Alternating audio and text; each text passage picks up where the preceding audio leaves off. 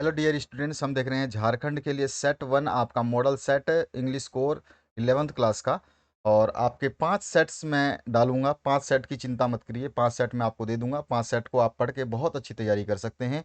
इसमें आपका grammar section से लेकर आपके टेक्स्ट बुक के सारे क्वेश्चंस को हम कवर करेंगे। अगर 5 सेट पढ़ते हैं तो आपका जो एग्ज़ाम है वो परफेक्ट तरीके से बेहतरीन हो पाएगा टर्म 1 का। तो चलिए स्टार्ट करते हैं। काफ़ी लोगों ने कमेंट किया कि सर 11th क्लास का आप जो है इंग्लिश कोर का सब्जेक्ट सॉल्व कराइए, तो मैं इंग्लिश कोर का करा रहा हूँ। इसी तरह से आपके कमेंट आते रहेंगे, वो सब्जेक्ट आपको मिल जाएगा। जितना जल्दी कमेंट उतनी जल्दी ही सब्जेक्ट आपको दे दिए जाएंगे। मेरे पास केवल डिमांड आई थी 9th क्लास की, तो 9th क्लास के स्टूडेंट ने काफ़ी कमेंट किए थे कि सर हमारे सारे सब्जेक्ट को सॉल्व कराइए। हमने उनके सॉल्व करा दिए। चलिए स्टार्ट करते हैं। Reading the following passage, answer question 1 to 5। अब यहाँ पर जो पैसेज है इसको मैं आपको हिंदी में भी समझा देता हूँ, ताकि कई बच्चे क्या होते हैं, थोड़े से तंग होते हैं हिंदी समझने में, और दिक्कत होती है। ज़रूरी नहीं है कि सभी को हिंदी या इंग्लिश अच्छी तरीके से आए, तो यहाँ पे समस्या थोड़ी सी सभी के साथ हो सकती है, कोई दिक्कत नहीं है। तो चलिए देखिए, Edison was born on 11th February 1847 in America. तो इसमें एडिसन का जन्म जो है 11 फरवरी 1847 को अमेरिका में हुआ था। He was a great scientist, और वे जो है एक महान वैज्ञानिक थे। At the age of 18 he set up his laboratory, और उन्होंने 18 साल की उम्र में ही अपनी प्रयोगशाला स्थापित की। He made several experiments and invented how to send more than one message along a wire. तो यहाँ पे क्या है कि इसमें लिखा है ही मेड सेवरल एक्सपेरिमेंट, यानी कि उन्होंने कई प्रयोग किए, और फिर उन्होंने invented how to send more than one message along a wire, और एक तार की सहायता से एक से अधिक मैसेज यानी कि संदेश कैसे भेजें, या संदेश भेजने का जो है आविष्कार किया है। ही इन्वेंटेड टॉकिंग मशीन, और उन्होंने जो है टॉकिंग मशीन यानी बोलने वाली मशीन का जो है आविष्कार किया। इलेक्ट्रिक बल्ब का किया, इलेक्ट्रिक फैन का किया। इम्प्रूव्ड टेलीग्राफी, टेलीग्राफी को इन्होंने इम्प्रूव किया। टेलीफोन और टाइपराइटर भी इन्होंने बनाए। इतने सारे इन्वेंशंस इनके नाम से हैं। He produce the first talking film. अब यहाँ पर जो है इन्होंने क्या बनाया, इन्होंने जो बोलती फिल्म भी पहली बार बनाया। He was a good employer and was sympathetic to his employees, और जो है ये कैसे थे, ये अच्छे एम्प्लॉयर, एम्प्लॉयर को हम बोलते हैं मालिक की तरह से, है ना, तो नियोक्ता बोल सकते हो, अच्छा होगा। ये एक अच्छे नियोक्ता थे, और अपने कर्मचारियों के प्रति जो है इनका सहानुभूति भरा व्यवहार रहता था। ठीक है, सिंपैथेटिक मतलब सहानुभूति। he had a he had to leave many jobs because no one except Millikan liked him। तो यहाँ पर जो है उन्होंने क्या है, उन्होंने कई नौकरियां छोड़ी, क्योंकि उनको कई नौकरियां छोड़नी पड़ी क्योंकि मिलिकेन को छोड़कर कोई भी उन्हें पसंद नहीं करता था। और with the help of general Lefferts he established a factory, और जो है उन्होंने जनरल लेफ्टर्स की मदद से जो है एक कारखाना स्थापित किया। He had help him with $40,000 for it, और उनकी सहायता जो लेफ्टर के द्वारा की गई वो $40,000 की गई फैक्ट्री खोलने के लिए। और there he invented the device that talked, it was most funny, और वहाँ पर उन्होंने जो है बात करने वाला जो है डिवाइस बनाया, उपकरण बोल सकते हैं डिवाइस को। तो उन्होंने एक बात करने वाला उपकरण का आविष्कार किया। इट वाज मोस्ट फनी, और ये सबसे मज़ेदार था। चलिए, अब इस आप पैसेज को समझ चुके होंगे मेरे हिसाब से, तो हम यहाँ पे स्टार्ट करते हैं पहले क्वेश्चन से। मेरे हिसाब से पैसेज सभी को समझ में आ गया होगा, तो आंसर तो आसानी से हर कोई दे देगा। मुझे इतना मतलब बिलीव है आप लोगों पे कि आप ज़रूर इसके आंसर्स को कंप्लीट आसानी से समझ करके दे सकते हैं। अब तो चलिए देखते हैं आपने कितना समझा। मैं आंसर्स तो बताऊंगा ही, और आप अपने आप को गैस करिएगा। एडिसन वॉज ए, एडिसन क्या थे, तो एडिसन जो थे वो क्या थे, साइंटिस्ट थे। ये चीज़ समझ में आ गई होगी आपको पैसेज पढ़ते ही। व्हाट डिड ही इन्वेंटेड, तो उन्होंने क्या आविष्कार किया ये आपको बताना है। तो यहाँ पे क्या आंसर हो जाएगा, electric bulb, electric fan, telephone और टाइपराइटर। ये सारे के सारे एक जगह लिखे हुए, अभी अभी हमने पैसेज में पढ़ा था इसको। इसके बाद में आते हैं नेक्स्ट क्वेश्चन पे। With the help of general Lefferts he dash, तो उन्होंने जनरल लेफ्टर्स की मदद से क्या किया, तो उन्होंने क्या करा, इस्टेब्लिश क्या किया, तो उन्होंने जो है एक फैक्ट्री जो है वो डाली, है ना। आपको याद होगा, अभी अभी हमने लास्ट लाइन में पढ़ा है, तो इस्टेब्लिश ए फैक्ट्री। इसके बाद आते हैं क्वेश्चन नंबर 4 पे। Question number 4, give the meaning of several. Several मतलब होता है अनेक, अनेक का मीनिंग आपको बताना है। तो यहाँ पे अनेक का मीनिंग कौन सा है, तो वेरियस भी बहुत सारे होते हैं, बहुत सारे, अनेक एक ही बात है। तो वेरियस और सेवरल दोनों सिनोनियम है, ठीक है। इसके बाद में आते हैं, general Lefferts had help Edison with dash to set up factory. तो उन्होंने, जनरल लेफ्टर्स ने कितने पैसे दिए थे, आपको अच्छी तरह से याद है, हमने अभी भी पढ़ा बिल्कुल करेक्ट तरीके से। तो वहाँ पर जो है, यहाँ पे ये केवल 40,000 लिखा है, यहाँ पे ये 1 लाख लिखा है, यहाँ पे देखिए, यहाँ पे डॉलर लगा हुआ है। तो यहाँ पे 40,000 डॉलर दिए थे, हमने लास्ट लाइन में अभी अभी देखा। अगर आप देखना चाहें तो हम देख सकते हैं, यहाँ पे देखिए $40,000 लिखा हुआ है ना। तो $40,000 हमारा राइट आंसर होगा, ना कि केवल 40,000, ठीक है। इसके बाद आते हैं नेक्स्ट क्वेश्चन पे। अब नेक्स्ट जो क्वेश्चन है आपका, आ जाते हैं हम नोट मेकिंग और लेटर राइटिंग के जो क्वेश्चंस बनते हैं उनके ऊपर, ठीक है। अच्छे तरीके से अगर आप पढ़ते हैं, एक सेट एक बार देखते हैं, ध्यान से समझते हैं, वीडियो को स्किप नहीं करते हैं, मेरी बातों को सुनते हैं, तो आपको मेरे हिसाब से इस सेट को दोबारा देखने की आवश्यकता नहीं पड़ेगी। अगर आपको ये वीडियो पसंद आए और आपको समझ में आए तो अपने दोस्तों को भी ज़रूर रेफ़र करें, ताकि उनकी भी मदद आप कर पाएँ। यहाँ पर जो है, in note making notes are written only in. तो नोट मेकिंग जो है उसके अंदर नोट्स जो है वो कैसे लिखे होते हैं, यानी कि किस भाषा में, ओनली रिटन, ओनली रिटन, ठीक है ना। देखो ध्यान से, आप जब क्वेश्चन पढ़ते हो तो क्वेश्चन को समझने की आपको कोशिश करनी है। अगर कोशिश नहीं करोगे तो समस्या क्या होगी कि आप गलत आंसर दे दो। तो यहाँ पे क्या पूछा गया, सिंपल सा लैंग्वेज में पूछा गया कि नोट मेकिंग में केवल नोट्स लिख के जाते हैं। तो क्या आंसर आ जाएगा, फ्रेजेस में। बी ऑप्शन जो है करेक्ट हो जाएगा। फ्रेजेस जो है, फ्रेजेस बोलते हैं हम वाक्यांश को, हिंदी हो जाता है, कई लोगों को पता ही नहीं है फ्रेजेस का हिंदी क्या होता है। तो फ्रेजेस जो होता है आपका वाक्यांश होता है, वाक्यांश के थ्रू जो है हम नोट्स मेकिंग बनाते हैं, ठीक है। यहाँ पर आपको समझ में आ चुका होगा, आई थिंक कोई बच्चा अब इसमें डाउट नहीं करेगा। इसके बाद आते हैं क्वेश्चन नंबर 7 में। नोट्स, यहाँ पर जो है, notes should be in dash form. तो नोट्स जो है वो होने चाहिए। तो नोट्स कैसे होने चाहिए ये आपसे पूछा गया है, और आप आसानी से इसका आंसर बता भी सकते हैं कि नोट्स कैसे होना चाहिए। तो नोट्स जो होना चाहिए वो शॉर्ट्स होने चाहिए, शॉर्ट, छोटे होने चाहिए, है ना। ये ध्यान रखेंगे आप। अब आगे आते हैं नेक्स्ट क्वेश्चन पे। नेक्स्ट जो क्वेश्चन है इसमें क्या है, a formal letter starts with. एक फॉर्मल जो लेटर है, फॉर्मल को बोलते हैं हम ऑफिशियल लेटर, और अगर हम इसको हिंदी में बोले तो इसको बोलते हैं औपचारिक पत्र, है ना। तो फॉर्मल लेटर स्टार्ट्स विद, तो फॉर्मल लेटर जो हमेशा स्टार्ट होता है वो होता है, आप सभी को याद होगा अच्छी तरह से, सेंडर के एड्रेस से।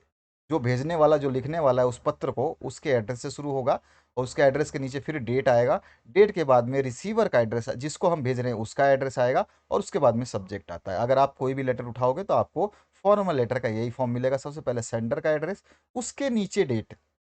जैसे सपोज करिए आप अपने घर से भेज रहे हैं, अपने स्कूल से भेज रहे हैं, तो सबसे पहले आप अपने स्कूल का या घर का एड्रेस लिखेंगे, उसके बाद नीचे डेट। उसके बाद सपोज करिए आप नगर पालिका को लिख रहे हैं, तो टू द नगर पालिका। फिर उसके बाद में किस लिए लिख रहे हैं, और नगर पालिका का पूरा एड्रेस, नगर पालिका कहाँ की, ठीक है ना, जो भी दिया जाता है। इस तरह से आपने लेटर अच्छे तरीके से पढ़े हैं, याद भी आ गया होगा। क्वेश्चन नंबर 9 की बात करते हैं, letters to the editor are written to. तो लेटर्स टू द एडिटर हम किसको लिखते हैं, ये तो आपको सभी को पता होगा, इसमें कोई भी दो राय नहीं है मेरे हिसाब से, एक भी बच्चा ना जानता हो। एडिटर सब जब भी आएगा हम समझ जाएंगे वो न्यूज़पेपर को लिखा जा रहा है ना। तो यहाँ पर जो है आपका ए ऑप्शन जो है करेक्ट हो जाएगा। आते हैं नेक्स्ट क्वेश्चन है, reporting of an event is done as. तो एक इवेंट की, एक घटना की, यानी कि एक जो हम बोलते हैं इवेंट जो होती है उसकी रिपोर्टिंग होती है, वो कैसे होती है, ठीक है ना। Reporting of an event is done as, तो कैसे किया जाता है रिपोर्टिंग, तो फर्स्ट हैंड इंफॉर्मेशन के थ्रू किया जाता है। क्या किया जाता है, फर्स्ट हैंड इंफॉर्मेशन के थ्रू रिपोर्टिंग को किया जाता है। ये समझ में आ गया होगा आपको। कोई डाउट हो तो आप कमेंट जरूर करिएगा, आपका कमेंट हमेशा सर्वोपरि रहता है हमारे लिए। तो दसवें में क्या है कि हम रिपोर्टिंग, एक इवेंट जो है, यानी कि किसी घटना की रिपोर्टिंग इस प्रकार की जाती है कि पहले हाथ की जानकारी हो, फर्स्ट हैंड इंफॉर्मेशन, मतलब तुरंत जानकारी, है ना। उसके बाद में आपका नेक्स्ट जो 11वां क्वेश्चन है, the purpose of invitation is to. तो एक पर्पज क्या होता है, आमंत्रण का उद्देश्य क्या है, ये आपको बताना है। तो आमंत्रण, इनविटेशन, इनविटेशन किस लिए भेजते हैं भैया, इनवाइट करने के लिए, है ना, उसकी प्रशंसा करने के लिए तो नहीं भेजते हैं ना। तो इनवाइट, ए ऑप्शन जो आपका करेक्ट हो जाएगा। इसके बाद में देखिए 12वें क्वेश्चन को। अब इस 12वें क्वेश्चन को ध्यान से समझिए, देखिए, वाइल राइटिंग आर्टिकल, यानी लेख लिखते समय, where should the writer mention his her name. जो लेखक है वो कहाँ अपना नाम लिखता है, ये चीज़ आपको बतानी है। ध्यान रखना क्या पूछ रहा है वापिस, लेख लिखते समय यानी while writing a article, article होता है लेख, तो लेख लिखते समय जो है आपका राइटर है यानी कि लेखक जो है वो कहाँ नाम लिखता है ये आपको बताना है। तो बस ये चीज़ आपको अगर क्लियर हो गई होगी तो आपको आंसर भी पता चल चुका होगा। इसका क्या आंसर होगा आप सभी को पता है, एट द एंड, सभी को पता है एट द एंड। इसके बाद आते हैं क्वेश्चन नंबर 13 पे। क्वेश्चन नंबर 13 में आपसे क्या पूछा गया देखिए, choose the grammatically correct sentence for the given jumbled words. Jumble words वो वर्ड्स होते हैं जो आगे पीछे कर दिए जाते हैं और फिर आप उसको सही से लगा करके सही बताएंगे। यहाँ पर देखिए जंबल वर्ड आपको दिया गया है ये वाला, ठीक है, आगे पीछे डैश डैश, ये देखिए फिजिकल एक्सरसाइज, फिर स्लैश फोर, फिर स्लैश एसेंशियल, फिर स्लैश, फिर यहाँ पे इज है, फिर स्लैश हेल्थ है, फिर स्लैश गुड है। अब इसको करेक्ट वर्ड बनाना है, physical exercise for essential is health good, ये तो सही नहीं है आप पढ़ोगे तो। अब इसको आप सही बनाएंगे, यहाँ पे आपको ऑप्शंस दिए गए हैं, केवल आपको सही आंसर इसमें से चूज कर लेना है। ए ऑप्शन ये है, बी ऑप्शन ये है, सी ऑप्शन आपके सामने है और फिर डी ऑप्शन आपके सामने है। अब चारों में से कौन सा ऑप्शन सही है ये आप मुझे बता सकते हैं बिल्कुल आसानी से, और मैं यहाँ पे जो है इसका आंसर बताने वाला हूँ और आप जो है इसको देख लीजिए कि आपने क्या सोचा था। तो आंसर हो जाएगा physical exercise is essential for good health. यहाँ पे जो है सी ऑप्शन इसका राइट चूज करना था। आपने सभी ने राइट चूज किया होगा, मुझे एकदम भरोसा है आप पे। अब आते हैं हम नेक्स्ट क्वेश्चन पे। यहाँ पे आपका आएगा पोरिटोस इज डैश ऑनरेबल मैन। तो यहाँ पे पोरिटोस पोरिटोस के बारे में पूछा गया है और यहाँ पर जो है डैश ऑनरेबल बताया है, एच से शुरू हो रहा है लेकिन उच्चारण जब बोलोगे आप तो ये हॉनरेबल नहीं बोला जाएगा, ये ऑनरेबल बोला जाएगा। क्या बोला जाएगा? परितोष माननीय व्यक्ति है। तो माननीय व्यक्ति में डैश जो है यहाँ पर क्या आएगा, ए आएगा, एन आएगा, दा आएगा, या नून में से कुछ भी यूज़ करने की आवश्यकता नहीं है, बस ये आपसे पूछा गया है। तो आप आसानी से बता सकते हैं कि यहाँ पर देखो जो साउंड है वो कॉन्सोनेंट का यहाँ पे कॉन्सोनेंट से स्टार्ट हुआ है, आपका व्यंजन से स्टार्ट तो हुआ है लेकिन साउंड जो है स्वर का आ रहा है, यानी कि आपका वॉवेल का आ रहा है। तो वॉवेल का जब साउंड आता है तो हम वहाँ पे क्या यूज़ करते हैं, आप सभी को अच्छे तरीके से पता है कि हम जो है एन यूज़ करते हैं। पोरितोस इज एन ऑनरेबल मैन, तो यहाँ पे जो है सी ऑप्शन आपका करेक्ट हो जाएगा। इसके बाद आते हैं I dash a letter when the bell rang. ठीक है, I dash a letter when the bell rang. अब यहाँ पर देखिए जब घंटी बजी तब आपको बताना है कि इसमें से कौन सा सूट करेगा, यहाँ पे सेटिस्फाई करेगा इस वर्ड को करेक्ट करने में। तो आई वॉज, जब घंटी बजी तो मैं क्या कर रहा था, ठीक है ना, था की बात आ रही है। तो आई वॉज राइटिंग, मैं कर रहा था, है ना। I was writing a letter when the bell rang, यानी आप कमरे में बैठे हुए आप लेटर लिख रहे थे, आप कोई पूछ रहा है कि जब घंटी बजी तो आप क्या कर रहे थे, तो आप क्या बोलोगे, I was writing a letter when bell rang. Clear हुआ? आते हैं नेक्स्ट 16 नंबर क्वेश्चन पे। The doctor rubbed the child with dash. तो यहाँ पे डॉक्टर ने चाइल्ड को या बच्चे को रब्ड मतलब साफ किया या पोछा या घिसा, एक ही बात है, आपको समझने का फर्क होना चाहिए। तो यहाँ पे क्या आंसर आएगा ये आपको बिल्कुल सोच समझ के बताना है। देखो यहाँ पे कॉटन भी है, टॉवल भी है, मस्ट भी है और शेल भी है। आपको उलझाने के लिए घुमाने के लिए बहुत सारी चीज़ें दे रखी है। तो यहाँ पे देखिए हेल्प हेल्पिंग वर्ब जो है ये वाले जो आपके हैं, यहाँ पे शैल तो लगेगा नहीं, ठीक है, क्योंकि डॉक्टर के बाद ही आ जाता। तो हमारे पास ये कॉटन और टॉवल में से ही आंसर आने वाला। तो यहाँ पे the doctor rubbed the child with towel, ठीक है, तो यहाँ पे बी ऑप्शन जो है आपका करेक्ट हो जाएगा, उसने तौलिए से साफ किया बच्चे। अब आते हैं 17 number question. The doctor gives dash to the mother. तो यहाँ पे क्या आंसर आएगा? अब देखिए देखिए गिव्स है यानी प्रेजेंट टेंस की बात हो रही है। अब थोड़ा समझ के बोलना और समझ के ही आंसर जो है चूज करना। तो the doctor gives an injection to the mother, क्योंकि देखिए आप अच्छी तरीके से जानते हैं एन इंजेक्शन क्यों आएगा, क्योंकि इंजेक्शन के साथ में एन आता है, आई से शुरू हुआ है, वॉवेल है, कॉन्सोनेंट नहीं है। तो यहाँ पे जो है आपका ये ऑप्शन करेक्ट हो जाए। आई थिंक आप 17 क्वेश्चन अभी तक समझ चुके होंगे और परफेक्टली आपको याद हो चुके हैं। इनमें से कोई क्वेश्चन आएगा आप धो दोगे, ठीक है। आगे बढ़ते हैं नेक्स्ट क्वेश्चन की तरफ। नेक्स्ट जो क्वेश्चन है, read the following extract and answer the questions from 18 to 21। A sweet face my mother's that was before I was born. A sweet face, एक प्यारा सा चेहरा, है ना, अगर हम इस पोएम को देखें, देखो यहाँ पे ये क्या एक्सट्रैक्ट है, पोएम है छोटा सा, है ना, और आपको अच्छी तरीके से याद भी होने वाला है कि ये पोएम कहाँ से आने वाला है और किस चैप्टर से लिया गया, और सभी चैप्टर्स के पोएम्स और जितने भी चैप्टर्स हैं उनके राइटर्स और उन चैप्टर्स के नाम, दो चीज़ें याद कर लेना अच्छे तरीके से, क्योंकि उनमें से क्वेश्चन आएगा, 100% नहीं 1000% आएगा, ठीक है।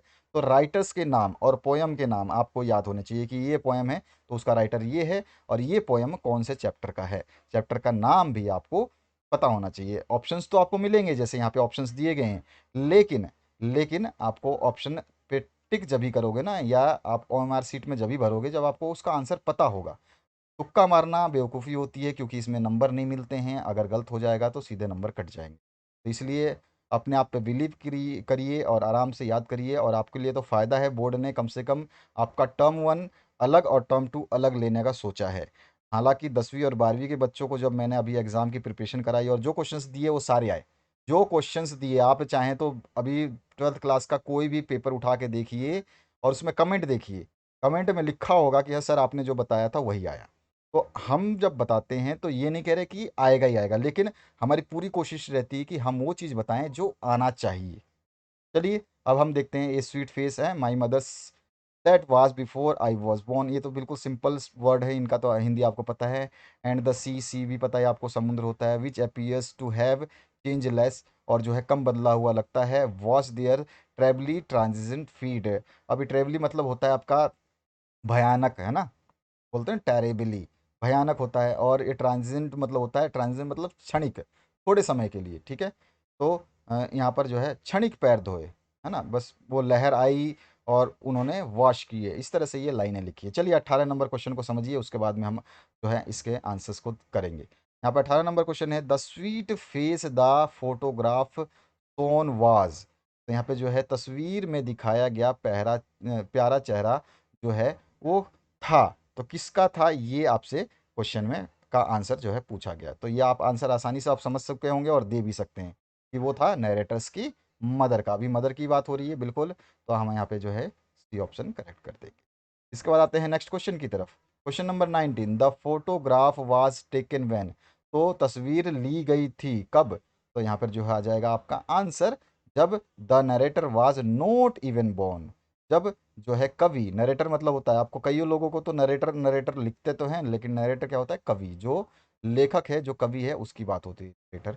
तो यहाँ पर जो है कवि जब जन्म कवि का जब जन्म नहीं हुआ था तब फोटोग्राफ टेकन की गई थी, ली गई थी। विश्व दे वर स्टैंडिंग, तो वो खड़े थे, तो कहाँ पे आंसर आ जाएगा आपका राइट, तो यहाँ पे जो आंसर आ जाएगा एट द बीच, क्योंकि हम पढ़ के ही समझ रहे हैं कि कहाँ की कहानी चल रही है, ये समुद्र के किनारे कहानी चल रही है।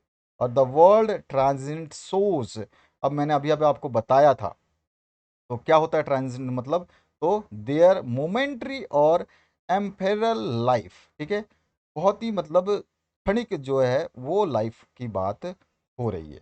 यहाँ पे अगर आप फिर भी, कई लोग क्या होता है कंफ्यूज हो जाते हैं कि यहाँ पे मोमेंट्री क्या है, ठीक है, तो यहाँ पे देखिए मोमेंट्री मतलब होता है क्षणिक, है, और इसका भी और लगाया ना, और यानी एम्पेरिकल मतलब यह भी क्षणिक लाइफ, क्षणिक जीवन, ठीक है। तो ये दोनों ही वर्ड जो है क्षणिक ही होते हैं, और ये तीसरा वर्ड भी क्षणिक है, यानी कि ये दो वर्ड आपका मोमेंट्री, मोमेंट, और उसके बाद में एम्पेरिकल लाइफ, और उसके अलावा जो है ट्रांजिट, ये जो है तीनों वर्ड क्षणिक ही बताते हैं, तीनों एक दूसरे के सिनोनियम हैं। ये थोड़ा सा आप ध्यान रखना, आपको याद भी होना चाहिए, ज़रूरी नहीं कि आपको एग्जाम की दृष्टि से याद रखना, अरे ये सब चीज़ें आपके जनरल लाइफ में उपयोग होंगी। अभी आप पढ़ रहे हैं तो आप सोच रहे हैं कि ये हम इंग्लिश के वर्ड्स पढ़ रहे हैं, बाद में हमारे को टेंशन नहीं है, अरे आपको टेंशन होगी जब आपको स्पीच देना होगा, कहीं असेंबली में बैठना होगा, बात करनी होगी, टॉकिंग करनी होगी, सेमिनार्स अटेंड करने होंगे। When you are going for higher education you have to use such words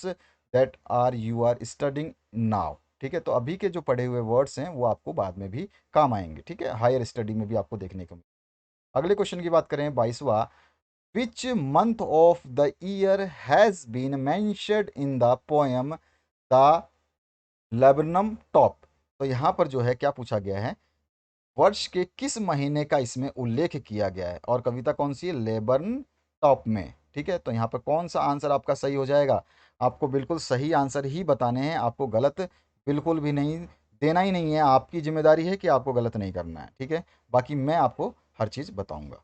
तो यहाँ पर जो है क्या आंसर हो जाएगा, आपने सोच लिया होगा मेरे हिसाब से, और सभी का आंसर जो है सितंबर आ रहा होगा, तो आंसर हो जाएगा सितंबर। इसके बाद आते हैं हम क्वेश्चन नंबर 23 में। 23 में आपसे क्या पूछा गया है, the poet Walt Whitman ask a question and who are thou, और who does thou refer to. अब यहाँ पे देखिए ध्यान से कि क्या कह रहा है और क्या पूछा जा रहा है, ये चीज़ आपको पता होना चाहिए, ठीक है। तो यहाँ पर जो है आपको बताना है आंसर और करेक्ट चूज करिए, क्योंकि मैं जल्दी से आंसर बता दूंगा तो आप नहीं सोचते हो। यही दिक्कत होती है कि बच्चे सोचते नहीं हैं, मेरे आंसर का इंतजार करते हैं। पहले आपको सोचना है। आपने सोच लिया कि सर आंसर मेरे हिसाब से ए होगा या बी होगा, मैं जब आंसर बनाऊंगा या बताऊंगा तो आप जो है क्लियर समझ सकते हैं कि आपने जो सोचा था या आपने जो याद किया था वो आपका बिल्कुल सही है नहीं। यहाँ पे जो है वॉल्ट वाइट मैन जो एक प्रश्न पूछता है ना। तो यहाँ पे एंड हु आर्ट दो, ठीक है। तो यहाँ पे व्हाट डज तो रेफर टू, तो यहाँ पे तो जो है ये, या इसको तो भी बोल सकते हो, तो रेफर्स टू किसको संदर्भित करता है या किसको बताता है। तो यहाँ पे आपका क्या आंसर होने वाला है, द शॉवर को। किसको बताता है, शॉवर को। तो यहाँ पे डी ऑप्शन जो है आपका करेक्ट हो जाएगा। सभी ने मेरे हिसाब से ये आंसर जो है जरूर सोचा होगा, और सभी का आंसर भी मेरे हिसाब से परफेक्टली राइट होगा। अगले क्वेश्चन की बात करते हैं। यहाँ पर जो है आपका नेक्स्ट जो क्वेश्चन है, आपसे देखिए ध्यान से और समझिए। नेक्स्ट क्वेश्चन में आपसे क्या पूछा गया है, क्वेश्चन पूछा गया है who is the poet of the poem childhood. अब चाइल्डहुड पोएम का, कविता का जो है चाइल्डहुड, आपका उसके कवि का नाम बताना है। तो यहाँ पर देखिए आपके सामने ऑप्शंस तो हैं, लेकिन अगर आपको आपने याद नहीं किया तो आप तो टिक भी नहीं कर सकते ना। इसलिए आपको याद में अभी अभी कुछ लाइनें बता रहा था कि पोएम का नाम और उसके कवि का नाम, इसको आप एक बार अपने कॉपी में लिखिए और समझिए, ठीक है। तो 24 का आंसर क्या हो जाएगा, यहाँ पे चाइल्डहुड का जो पोएट है वो कौन है, कवि कौन है, यहाँ पे आ जाएगा आपका बिल्कुल सही आंसर सी ऑप्शन जो है, मार्कस नाटेन। तो यहाँ पे आपका 24 नंबर का क्या आ जाएगा आंसर, सी। अब इसके बाद आते हैं 25 number question. There was no sign of dash between the father and the son, ठीक है। तो यहाँ पे क्या पूछ रहा है, देयर वॉज नो साइन, ठीक है। तो यहाँ पे there was no sign of, किस चीज़ की साइन नहीं थी उनके बीच में। तो यहाँ पे जो उनके बीच में साइन नहीं थी वो थी अंडरस्टैंडिंग की। तो सभी को अच्छी तरह से पता है पिता और पुत्र के बीच खाली स्थान का कोई चिन्ह नहीं था। तो कौन सा, अंडरस्टैंडिंग का, यानी कि एक दूसरे को समझने का जो है कुछ प्रतीक नहीं था, चिन्ह नहीं था, ठीक है, समझ का, ठीक है। There was no sign of understanding between the father and the son. यहाँ पे जो है आपका ई ऑप्शन जो है करेक्ट हो जाएगा। अब आते हैं आपका क्वेश्चन नंबर 26 पे। 26, what is the words movement compare to, यानी कि पक्षी की गति की तुलना जो है किससे है। यहाँ पर जो है आपके ऑप्शंस हैं, और इसी ऑप्शंस के साथ में जो है आपको बताना है आंसर। तो यहाँ पे क्या आंसर होगा आप बता सकते हैं आसानी से। जहाँ तक है मेरे हिसाब से सब लोग अभी तक आंसर्स बता चुके होंगे। The two the movement of lizard, ठीक है ना। तो यहाँ पर जो है आपका क्या आ गया, बी ऑप्शन जो है 26 में आप करेक्ट कर देंगे। आई थिंक, आई होप कि सभी ने जो है आंसर को सही प्रिडिक्ट किया होगा। प्रिडिक्ट मतलब होता है कि अंदाज़ा लगाया होगा, भविष्यवाणी की होगी। तो मैं यहाँ पे बी ऑप्शन बता रहा हूँ। तो बी ऑप्शन क्या हो जाएगा, छिपकली की गति के, लिजर्ड मतलब क्या होता है, छिपकली टाइप, है ना। तो यहाँ पर किसके कंपेयर किया है, छिपकली की गति से। अब आते हैं 27 नंबर पे। I give back life to my origin, who is the speaker. यहाँ पे मैं अपने मूल को जीवन वापस देता हूँ, है ना। I give life back life to my origin, origin क्या होता है, मूल होता है ना। तो हु इज द स्पीकर, और जो है इसके वक्ता कौन है या इसको बोलने वाले कौन हैं। तो इसमें से आपको चार ऑप्शंस दिए गए हैं, और इन चार ऑप्शन में से एक ऑप्शन आपका बिल्कुल सही है। तो कौन सा ऑप्शन है आपने अंदाज़ा लगा दिया होगा, और मैं भी बता देता हूँ, वो है द शॉवर। यहाँ पे डी ऑप्शन आपका करेक्ट हो जाएगा। आते हैं 28 नंबर पे। Why did the grandmother not accompany the author to his school in the city.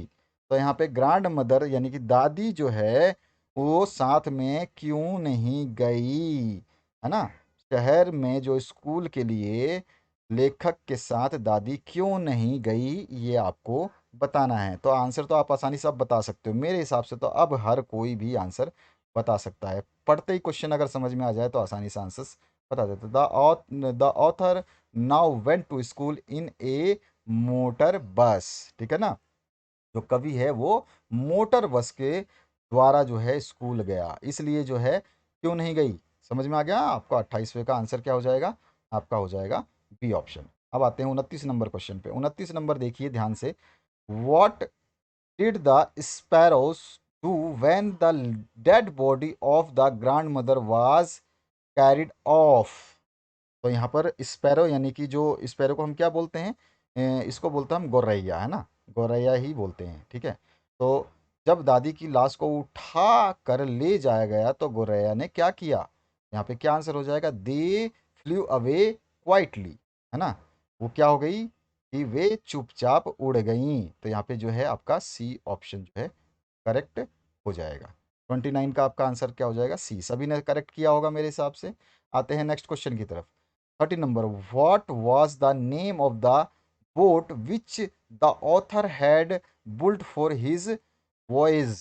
तो यहाँ पर जो है आपसे क्या पूछा है कि उस नाव का नाम क्या था जिससे लेखक ने अपनी यात्रा के लिए बनाया था। वॉयज मतलब क्या होता है, अपनी यात्रा के, ठीक है। तो यहाँ पर जो है आंसर आपको बताना है। 4 ऑप्शंस आपके सामने हैं, एक करेक्ट आंसर है और आंसर नंबर आपका हो जाएगा वेव वॉकर। बी ऑप्शन जो है करेक्ट हो जाएगा, सही है। आगे बढ़ते हैं नेक्स्ट क्वेश्चन की तरफ। ह्यूमन मिस्टेक होना लाजमी है, लेकिन आप अपने आप को प्रिडिक्ट सही करिए, कोई दिक्कत नहीं है। मैं कहता हूं कि हर बच्चा 40 में से 40 ला के रहेगा अगर बच्चा ध्यान से पढ़ रहा है और हर चीज़ को समझ रहा है। इसके बाद 31 नंबर जो क्वेश्चन है इसकी बात करते हैं। Who accompanied the writer in his round the world voyage.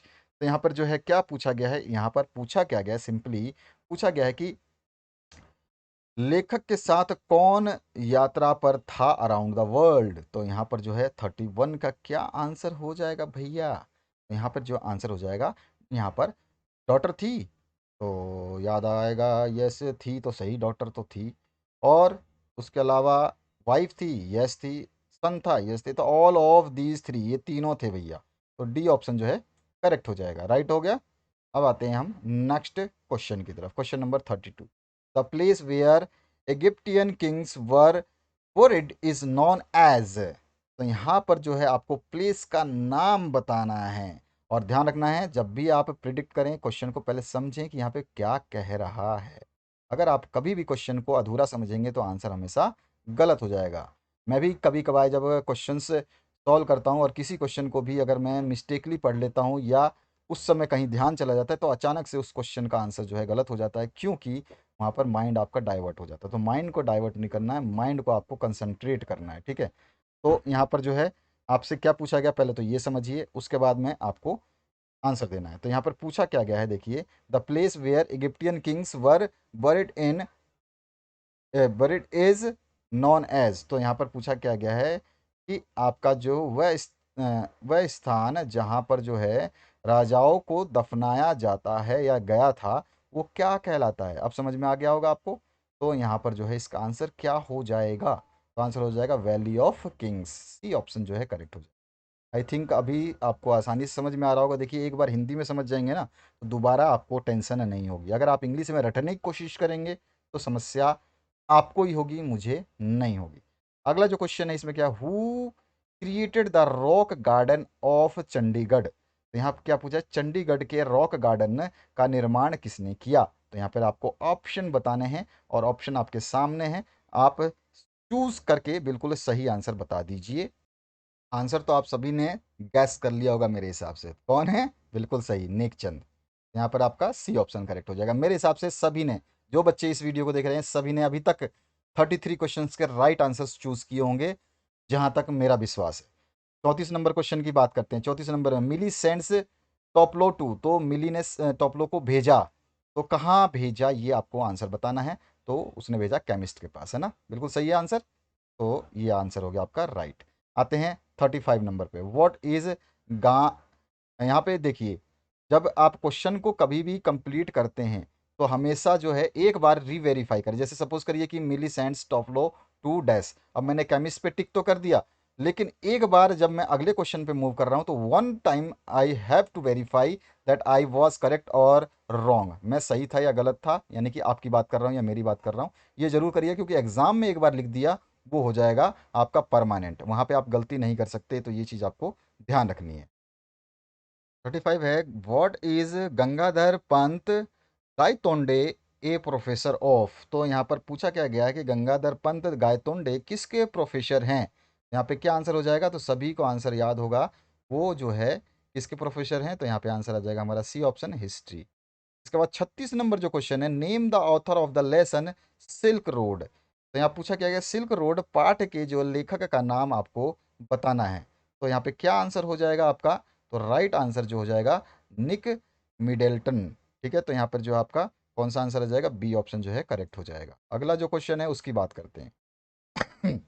अगला क्वेश्चन है 37, the world's first nationwide green party was founded in dash. यहाँ पे क्या पूछा गया है, दोबारा समझिए, विश्व की पहली फर्स्ट नेशन वाइड राष्ट्रव्यापी ग्रीन पार्टी जो है स्थापित की गई कौन से, किस में, इन, तो स्थापित की गई किस में, तो यहाँ पे आंसर आ जाएगा साउथ अफ्रीका। सी ऑप्शन जो है आपका करेक्ट हो जाएगा 37 का। इसके बाद आते हैं नेक्स्ट क्वेश्चन की तरफ। क्वेश्चन नंबर 38 में पूछा गया, where did Aram and Mourad hide the stolen white horse. तो यहाँ क्या पूछा गया, आरम और मोराद जो है, मोराद, इन्होंने चोरी किए हुए घोड़े को मतलब सफ़ेद घोड़े को कहाँ छुपाया। ठीक है, तो यहाँ पे क्या आंसर हो जाएगा, आंसर हो जाएगा हमारा इन ए डेजर्टेड वाइन यार्ड। इसमें एक निर्जन दाख की बारी में। तो यहाँ पर जो है आपका बी ऑप्शन जो है करेक्ट हो जाएगा। इसके बाद जो आपका नेक्स्ट सेकंड लास्ट क्वेश्चन है, who wrote the story the address. तो द एड्रेस कहानी किसने लिखी, यहाँ पर आपको आंसर बताना है। तो यहाँ पे आ जाएगा इसका आंसर जो है, राइट आंसर कौन सा हो जाएगा, तो मेरे हिसाब से जो राइट आंसर होगा आपके हिसाब से क्या होने वाला है ये सोचिए, और मैं बता रहा हूँ वो देखिए। तो यहाँ मार्गा मिनको जो है वो नाम हो जाएगा। तो यहाँ पे जो है मार्गा मिनको जो है डी ऑप्शन जो है करेक्ट हो जाएगा। इसके बाद आते हैं हम अंतिम प्रश्न पे। इस सेट नंबर 1 के 5 सेट मैं आपको कराऊंगा। पहला सेट आप देख रहे हैं, 40 क्वेश्चन है। Ranga saw Ratan for the first time at. तो यहाँ पे रंगा ने रत्ना को जो है पहली बार देखा, तो कौन सा आंसर इसमें सही हो जाएगा, तो उसने देखा था जो है लेखक का घर पे, है ना, नैरेटर्स हाउस। तो यहाँ पर जो है बी ऑप्शन करेक्ट हो जाएगा। तो ये थे 40 प्रश्न set 1 Hindi core class 11th, very important questions set 1 के विद सॉल्यूशन। और आपको समझाने में मैंने अपनी पूरी जान झोंक दी है ताकि आपको ये दोबारा सेट ना देखना पड़े। अपने दोस्तों को ज़रूर रेफर करें। प्लेलिस्ट आपके सामने आ रही है, इस प्लेलिस्ट में आपको सब कुछ मिलता रहेगा जिनको आप देखना चाहते हैं। आशा करता हूँ इस वीडियो से आप लोगों को हेल्प मिलेगी। Thank you very much, have a good day.